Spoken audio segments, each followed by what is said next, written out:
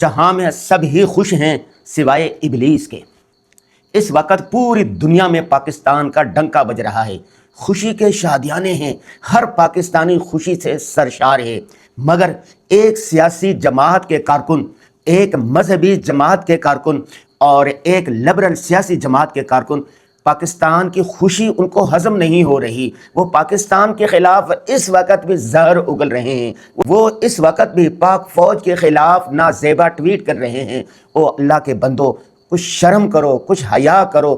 اپنے گھر کی خوشی پر تو ہر آدمی خوش ہوتا ہے، سوائے دشمنوں کے، سوائے ابلیس کے، سوائے شیطان کے، سبھی خوش ہوتے ہیں۔ کیا تمہیں شرم نہیں آتی؟ کیا تمہیں پاکستان کی خوشی ہضم نہیں ہو رہی؟ کچھ شرم کرو، کچھ حیا کرو، اور بغیر تو لعنت ہو تم پر۔ جب تم لوگ ایسے لوگوں کو دیکھو تو ان کو کہو کہ تمہارے اس شر پر، تمہاری اس پوسٹ پر، تمہاری اس بکواس پر لعنت ہو اللہ کی۔ اتنا افسوس، اتنا دکھ ہو رہا ہے کہ اس وقت جب پاکستان کا ڈنکا چہاردنگ عالم میں بج رہا ہے، ایک سال سے پاکستان خوشیاں ہی خوشیاں حاصل ہو رہی ہیں، پاکستان ہر اعتبار سے اوپر جا رہا ہے، عزت کے اعتبار سے، مقام کے اعتبار سے، معیشت کے اعتبار سے، وقار کے اعتبار سے پاکستان عالمی ممالک کی صفوں میں نہ صرف کھڑا ہوا ہے بلکہ اس کی قیادت کر رہا ہے۔ امریکہ جو سپر پاور ہے ان کی مصالحت کروا رہا ہے، امریکی وفد پاکستان آ چکا ہے، امریکی نائب صدر پاکستان آ چکا ہے، چائنا پاکستان کی طرف دیکھ رہا ہے، روس پاکستان کی طرف دیکھ رہا ہے، جرمنی پاکستان کی طرف دیکھ رہا ہے، عرب ممالک پاکستان کی طرف دیکھ رہے ہیں، پوری دنیا پاکستان کی توجہ کا مرکز ہے۔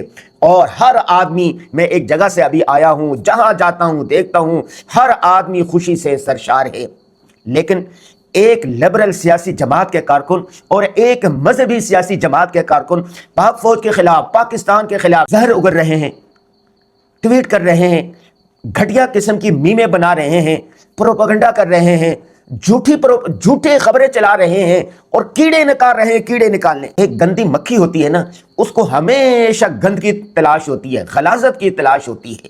آپ گندی مکھی نہ بنے، شہد کی مکھی بنے جو ہمیشہ پھولوں پر بیٹھتی ہے۔ اور ہمیشہ بعض لوگ ایسے ہوتے ہیں کہ جو بھی چیز ہو نا، عید والے دن بھی، خوشی کے دن بھی، شادی والے دن بھی وہ ناراض رہتے ہیں، وہ کیڑے نکال رہے ہوتے ہیں کہ کھانا یہ کم ہے، اس نے یہ کہہ دیا، اس نے یہ کہہ دیا، اس نے یہ کہہ دیا۔ ایسے لوگوں کو شرم کرنی چاہیے۔ ایسے لوگوں پر جب آپ دیکھیں تو ان پر لعنت کریں، ان کی ملامت کریں۔ دیکھیں، ابھی میں تاریخ پڑھ رہا تھا، ابراہیم علیہ السلام نے جب بیت اللہ کی تعمیر کی تو اس وقت دو دعائیں مانگی تھی۔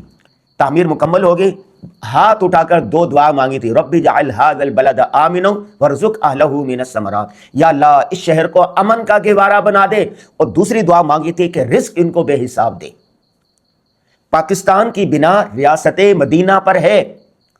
ریاست مدینہ اور پاکستان ایک دوسرے میں یوں رچ بس گئے ہیں جیسے پھول میں خوشبو۔ پاکستان کو ریاست مدینہ سے جدا نہیں کیا جا سکتا۔ پاکستان علامہ اقبال کی خوابوں کی تعبیر ہے۔ پاکستان کی خاطر لاکھوں افراد نے قربانیاں دیں۔ الحمدللہ علامہ اقبال کے خوابوں کی تعبیر ہو رہی ہے۔ لاکھوں ہمارے آبا اجداد کی قربانیاں رنگ لے آئی ہیں۔ پاکستان اوج ثریا تک پہنچ گیا ہے۔ جس طرح ریاست مدینہ کا ڈنکا چہاردنگ عالم میں بجا، دین اسلام کا پیغام دنیا تک پہنچا، اس وقت پاکستان کا ڈنکا پوری دنیا میں بج رہا ہے۔ الحمدللہ پاکستان وہ ملک ہے جس کا آئین اسلامی ہے۔ قرآن و سنہ کے خلاف کوئی قانون یہاں نہیں بن سکتا۔ دینی مدارس سب سے زیادہ یہاں پر ہے۔ بولنے اور لکھنے کی مکمل آزادی ہے، جو چاہیں آپ لکھیں، جو چاہیں آپ بولیں۔ خیر کا کام، فلاحی کام سب سے زیادہ پاکستان میں ہو رہا ہے۔ تبلیغی جماعت کا کام سب سے زیادہ یہاں پر ہو رہا ہے۔ دینی مدارس یہاں پر ہیں، علماء کرام یہاں پر ہے، چاروں موسم یہاں پر ہے۔ پاکستان میں دنیا کا بہترین نہری نظام ہے۔ پاکستان میں چاروں موسم ہیں۔